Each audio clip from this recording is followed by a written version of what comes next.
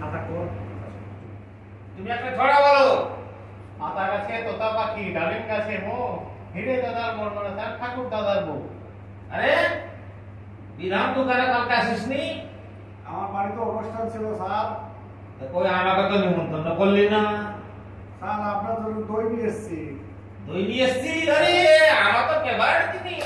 এই যে দিয়ে যদি আমি খাই একটু খাই। খান, খান। আরে বাপ রে। ফেলে দিন না, তার আগে ইয়ে করুন। ঢেকে দিন।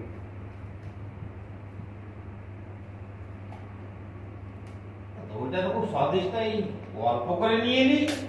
স্যার আনছিলাম বেশি, কিন্তু আনতে আনতে আমার ওই মুখ চেপে গেছিল, রেখে দিয়ে প্রস্রাব করতে গেছি, কুকুরে খেয়ে নিয়েছে, তার জন্য কম হয়ে গেছে। আরে হারামজাদা, তুই আমাকে কুকুরের খাবার খাওয়ালি?